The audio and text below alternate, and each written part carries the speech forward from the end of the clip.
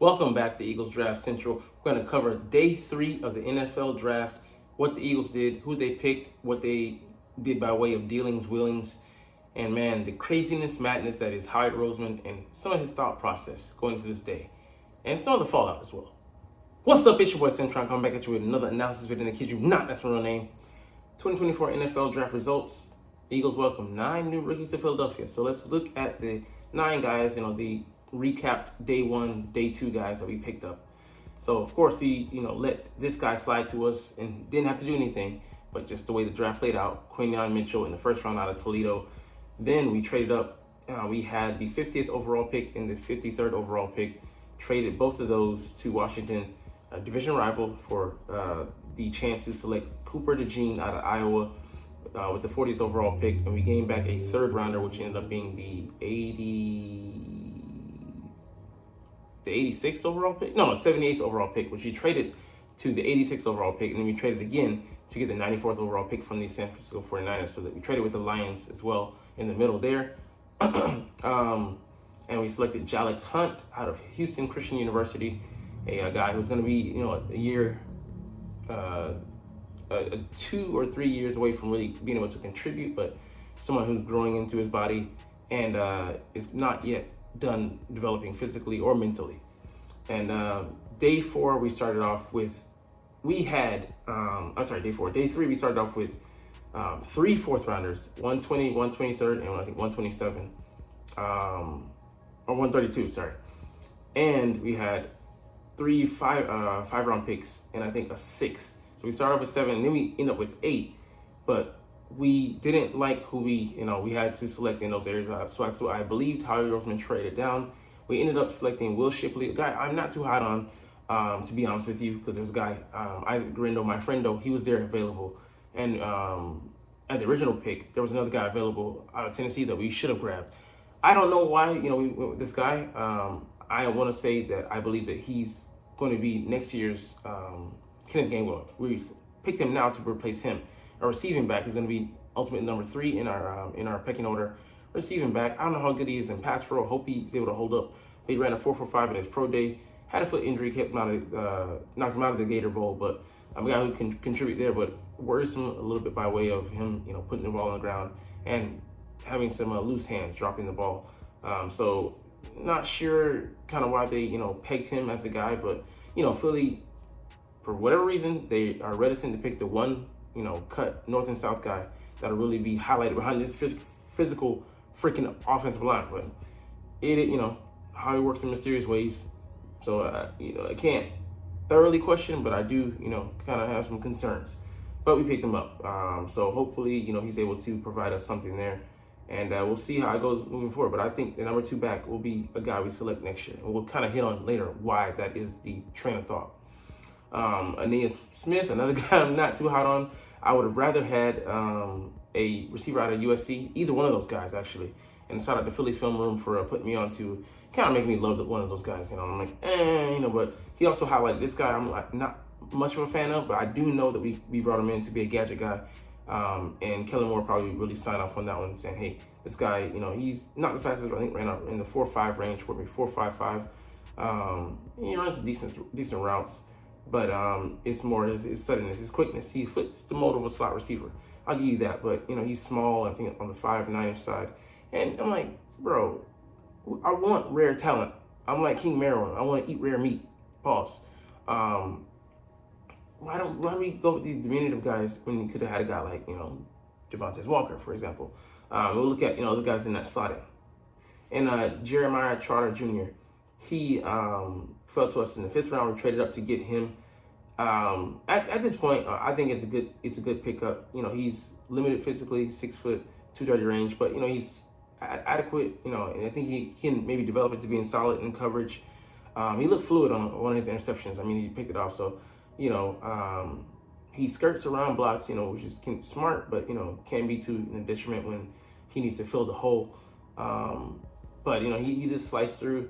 And I love what his dad said about him. He's a old school linebacker in a modern day body, because he doesn't have quite the frame that his dad had. 6'3", 262 was Jeremiah Trotter Sr. But that being said, I think he's a good linebacker in the modern day, and if him and Kobe are playing next to each other, and they're both dialed in, tuned in, and they have like the front in front of them protecting them, I actually feel decently about them being able to roam and make plays. So we might see how that works, going into next year.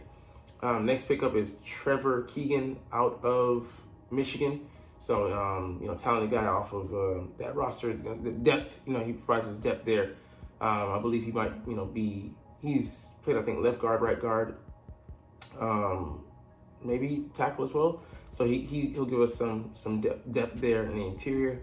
He could be our backup to Steen this year, or he might stick someone else in there. We'll see how it goes. But there still was some talent to be had. It was a deep O-line draft. The next pickup, Johnny Wilson, a guy out of my alma mater, Florida State. Woo! You know what I'm saying? He's a 6'6", 230-pound receiver who ran a 4.52, I think 4.53 at the combine. And people saying, oh, if he fails, we just maybe move him, try him out at tight end.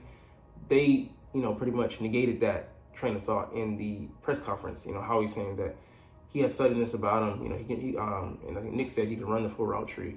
And we look at him as strictly as a receiver, and his ability to catch a ball, and obviously we know his size package. I look forward to seeing what he could do. Maybe playing in between Devonta Smith and AJ Brown, and then in the red zone, just be a freaking weapon. He has, I think, an 84.5-inch wingspan, which is like the best in this draft. It might be one of the best for the receivers in the league, and he's just coming in. So they said, him running through the gauntlet. He didn't drop balls. He was running at full speed, I think 20 miles plus per hour. I mean, what a sizable guy to pick up. He might have a learning curve, but I think he could definitely be a freaking weapon. We'll have to see. But the last pick we made was Dylan McMahon out of North Carolina State, and he was the guy that was athletic, had a good raw score, and reminds you, in a twinge bit, of Kelsey, 6'3", 299. He's on sale. He's not quite $3, but he has that athletic quickness. He started, I think, 40 plus games, maybe 43, 44 at NC State. So a smart guy. And he could maybe challenge even this year for the backup center. And people saying, like, oh, maybe he could even start outright with this line. And, if Cam Jurgens fails, I'm like, Cam Jurgens not going to fail. He's going to be, at the very least, adequate. And, I think, we're still going to have a top 5 O-line. Potentially, I think we're going to challenge for, with the greenness we're going to experience at several positions, guard and center.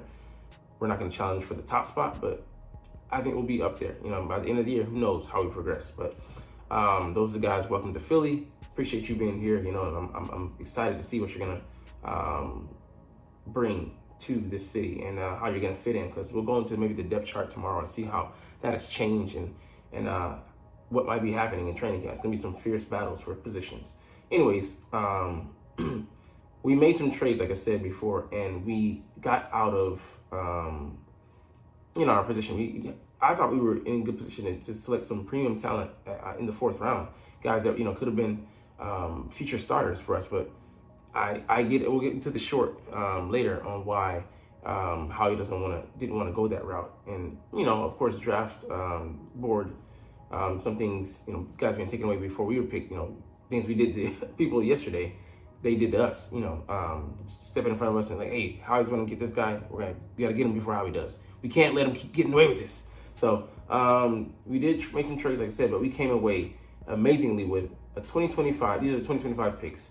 A 3rd from the Dolphins, a 4th from the Lions, and a 5th from the Texans. So Willen and Dylan, over half our picks, 5 picks, are not our own, which is just wild, crazy. Just shows you how he wheels and deals and just makes sure that he ensures the future while not completely sacrificing the immediate, making sure we get some good pickups. But he has his eyes on the prize, and that could be 2026, 2028, 2029. But he's always trying to think forward. But anyways, let's get into like the draft slotting and seeing where some of these guys went and who guys we could have had. I thought we would have gone for it, but we went another direction. Hey, like I said, they say God works in mysterious ways. So does Howie. We don't know the justification or the line of thinking behind why he did what he did, but it is what it is. So we started off with the 4th round. These are guys that were, like, that win. I'm like, of course, he said, he gave away the secret sauce yesterday, saying that if we don't have a gaggle of guys there that we like, we trade down, which just makes sense because you're not gonna, you don't want to overdraft and reach. That's how we got Marcus Smith out of Louisville, who was one of the worst first-round picks we've ever made, outside of Danny Fireman. I don't really want to play football. Watkins. All right, Dadrian, that's not really a guy that we were looking at. Cedric Gray maybe could have been a linebacker we were looking at. When Theo Johnson went, I was just like, bam, bam, and I'm like, I was sad to see two of the guys that I had on my board. I'm like, man, come on, these guys that I want. Potentially Javon Baker as well, receiver. Devontae Walker, Javon Foster, definitely. I think once like this little guys went, I was like, okay, I want to trade out. And then Eric Jordan Jefferson. I'm like, Tanner Bortolini. I'm like, I think that was just devastating. That row of guys right there. I'm like, fuck. Mason McCormick, another guy. So I'm like, that's just too much blood. So I think he didn't know whether this guy maybe would be here or not. I could be the only reason why I'm like, bro, stand pat and draft Jalen Wright, the perfect backup. He's like 210s, like 5'11", 5'10", or 6 foot, ran a 4.38. Bro, that's the perfect back. He's boom or bust, but be the perfect caddy to Saquon. We didn't, we traded out of there. So we ended up with Kate Sofer, another guy, tight end. AJ Barner potentially, but later. But he went faster than this guy. Just shows you how some people thought. We traded out this one too. So I mean, like I said, I think the group of guys just we were like, we're screwed. But I would have selected those guys. We selected Will Shipley. I'm like, bro, Ray Davis was on the board. Isaac Grindle was on the board. Yo, come on, TJ Taylor was on the board. I mean, I get that would have been overkill, But he went this late. What a value pick up by the Ravens, So that killed my spirit when we didn't get this guy. I'm like, shit. And the 49ers of all people get him. The 49ers, man. Come on, they love backs. I mean, they produced some guys that I think both two guys in Dallas, not Dallas, sorry, in for the Dolphins, that quality guys, but they just didn't want to extend them. Jared Wiley potentially. Braylon, I know he's not the back that we would draft, but it just still is tough seeing those guys. For Will Shipley, instead of those, Jalen Wright, Isaac Grindle. Like, it's just mind-blowing, man. So anyways, let's go to round 5 and see some guys we could have had around that area. So a linebacker I really like, Jordan McGee, went 139th overall. Cedric Van Granger, another center we might have been thinking about. So let's see where the Eagles picked. So we traded. I think, that was an original pick. Anaya Smith. I'm like, okay, whatever. What about, Jamari Thrash? Yeah, but I would have rather had him, to be honest with you. And then a nice guy there, Muhammad Kamara, but like I said, edge rushers. We only picked one because, logistically speaking, we're full right now. A linebacker, nice coverage guy, Edifon Alo for sure. But we only drafted one linebacker or something. Okay, I get it. Let's see.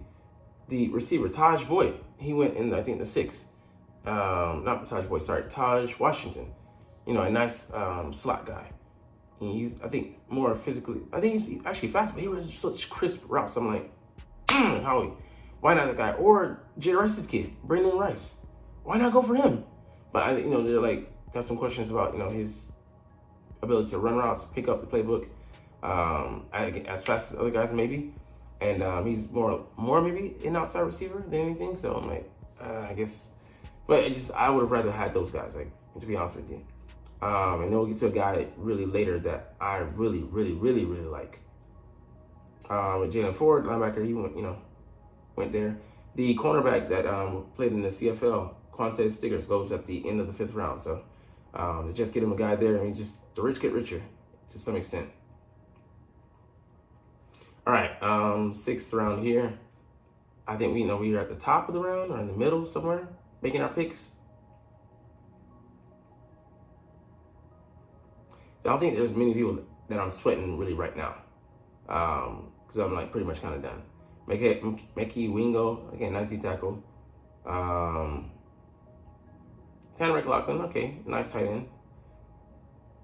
Christian Boyd, a guy that we would have originally. I think that's the original swap we had with New Orleans, so that was gone in the past. Let's see, and I think we made our other pick down here. I'm forgetting, but it pretty much we can stop there. Okay, NC State here. So right in the middle of that, and that's not a receiver that I was thinking about, but you can see that here's where we're pick. I'm glad Johnny Wilson could be a weapon. I said if he could be a big slot, man, watch out. And Dylan, that's a really good value pick, but there's several different directions we could have gone, but we went the direction we did. It is what it is, people can still give us a solid grade for the day, but there's so much more that could have been had. So much more. But I'll get into maybe, later why. And I get with Isaac, he'll be 24, so I think maybe this season. So I'm like, just put him on one contract and then just let him go. Let him be explosive for 4 years, but, people are also thinking about, maybe public opinion, if he's successful, and people want to keep him, and we don't resign him, the backlash publicly. But speaking of people that we didn't pick up, people that we did that weren't picked up in the regular draft, the undrafted free agents. So prior to free agents, we signed these guys. A tackle out of Howard, Anin Dankwa. So I think it was the Lions. Their GM Holmes, I think it was Brett Holmes, traded right in front of us to pick up a British Columbia tackle, huge guy. I think Eminem, initials. But once we didn't get him, we traded down. So like I said, Foster, some other tackles we wanted to get. So I'm like, the tackle talent that we have right now, backing up. If one of our guys goes down in Mailata or Lane, we might be screwed. We might have to move around the offensive line, shift. Maybe Hennessy to right guard. He'll be starting, and then put Steen out there on one of the sides. I think it'll be a decent plan, actually. Gabe Hall, 6'6", 290 D tackle out of Baylor. A solid pickup. McCallum Castles, 4'6". He's like 6'5", 230. So solid guy. I mean, get him in the program, and maybe he could learn. Talik Keaton, 6 foot. I think he's $180. Ran a 4.4, so decent guy. We'll see how he does. Andre Sam, hard hitter out of LSU. I think he ran a 4.57, so decent guy, decent size. I think like 206, range. And Kendall Milton. This is what confuses the fuck out of me. Like, he's a plotter, 6 foot, 6'1", 220. Ran a 4.6. Isaac Garindo, bigger than him, 221. Ran a 4.33. Come on, man. Damn, Howie, what the fuck? We were in position to draft him. Didn't. So, anyways, that just messes with my head. But here's some guys out there that are still undrafted that we still could get. I know we probably won't get them. There's one that's gonna grind my gears that we want a guy like this, and we're ready to bring him in, because I don't care, man. I can teach you how to catch for that. Just for that. All right. These are free agents, quarterbacks. I don't think we're being in the market, but some interesting names. Tua's brother, Sam Hartman, decent guy. He got signed by the Commanders though, so interesting. You might see him. Running backs, Cody Schrader, Kendall Milton. We signed him. Frank Gore Jr. Frank Gore, his father, he played for the Bills, right? So that's interesting. Jaden Sheridan out of Monmouth, ran a 4.4, available. Who else? There's another guy that I was thinking of. I forget where he's from. But yeah, I mean, there's some interesting guys out there. No, Kimani Vidal got drafted. Maybe I'm making a mistake. This guy, Tyler Harrell, out of Miami, ran a 4.27 at his pro day. 4.27. Like, bring him in. I think he's 6 foot, maybe $180, $190. I don't give a damn. Let this man be a deep threat. Let him be what he's gonna be, man. Like, we eschewed the guy last year, the Tampa Bay pick, and ran a 4.33, I think. Trey Palmer. Bro, torch us in the playoffs. Please. I mean, I know I'm speaking on deaf ears, but it is what it is. Tight ends, Dallin Holker went undrafted. Interesting. We picked up McKellen Castles. Brevin Spanford got picked up by the Cowboys. Interesting. So tackles, Frank Crum might be worth a look. Jeremy Flax already got picked up. So I mean, like, yeah, it's some talent out there to be had, man. Drake Nugent out of Michigan. I think we're done kind of at the center position because there's the interior guys who have that flexibility. Let's see, might have been another name or two, but I mean, there's plenty of guys available, man. People didn't make it, Edge rushers, we're not going to pick up anybody. We got too many mouths to feed already. Andre Carter, interesting. He didn't get drafted. All right. Interior D-line, we signed him. Gabe Hall, Leonard Taylor, interesting name. Let's see. Linebackers.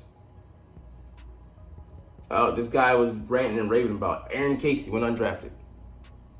If he was so good, somebody would have at least drafted him with a 7th round pick. It tells you something. Kalen DeLoach, Florida State, speedy guy, but he's pretty light, 212, I think, and ran a 4.4. There might be some other names there. Cornerbacks, like, we don't really need any. There's we got too many on the roster right now. Got 7 guys, I think, at least. Bo Braid, I was surprised to see that he went undrafted. Miller Bradford, saw him, some decent, size and stuff. Akeem Dent, hey, you can sound the Chargers, so cool. Then they updated that. It wasn't like that when I first was here, first got here. Damani Richardson and Tyler Owens, I think he ran a 4.3 and he ran a 4.4. So I mean, like, it's interesting. They're both of the Texas measurable guys went undrafted, but it is what it is. I think we'll end the video here, man, because I mean, hey, man, there's so much to talk about. But hey, we'll get into the depth chart most likely tomorrow. But hey, you're not even watching though. But it's all good because I love making these videos and I love talking about the freaking Philadelphia Eagles. Hey, happy draft day, or draft week. We're out of here, but we're trying to do this. But as always, it's fly, Eagles, fly, and let's motherfucking go. Like, comment, share, subscribe if you Thanks for watching. Check me out at Cintron Anime, Cintron Life, or Cintron Laughs, or other social media.